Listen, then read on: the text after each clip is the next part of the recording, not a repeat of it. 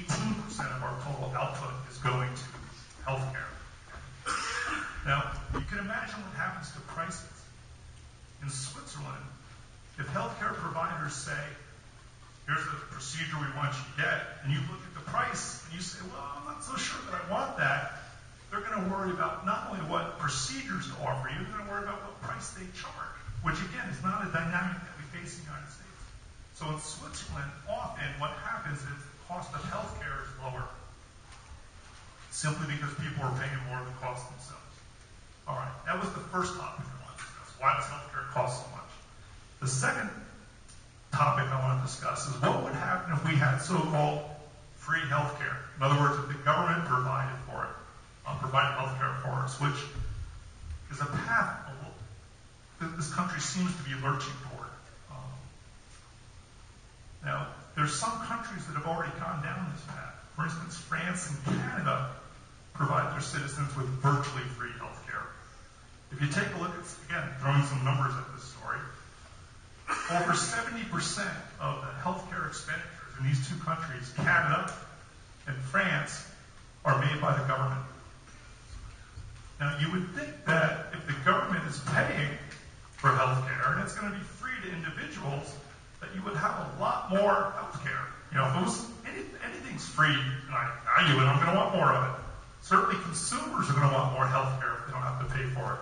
But it's very interesting to look at the portion of GDP output that goes toward healthcare in these countries where the government's providing healthcare. Those in Canada and France, it's 11% of output. Now remember what I said about the United States. The United States, about 18% of our output goes to healthcare.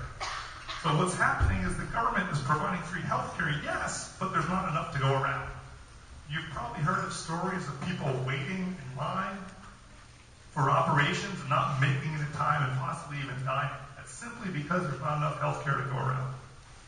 So one of the stories I think I'd want to leave you with would be when you start hearing about government-provided health care, realize that what's always happened in the past is there's always been less health care, not more. I'm going to turn it over.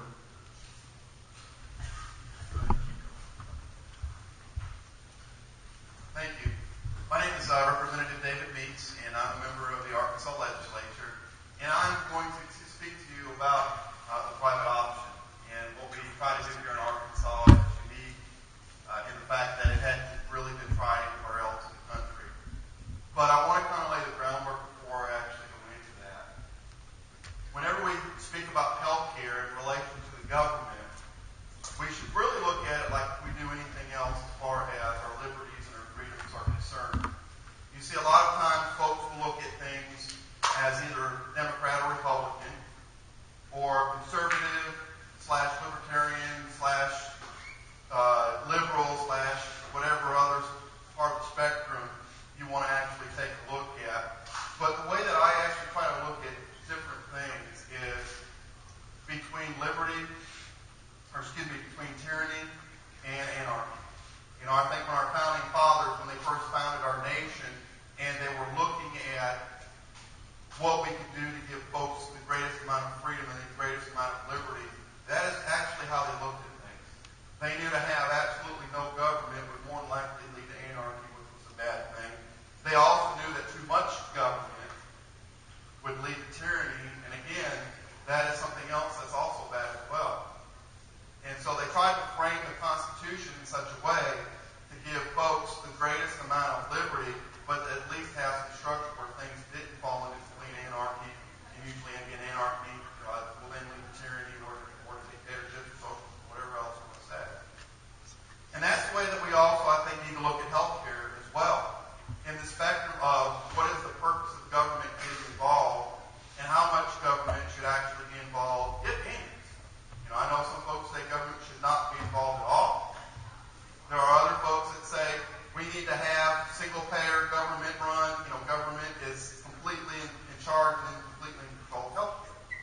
And somewhere probably in the middle is liberty to give us the greatest healthcare system in the world, and that gives people the greatest access to healthcare and to doctors that we actually need. And I think what we've done years,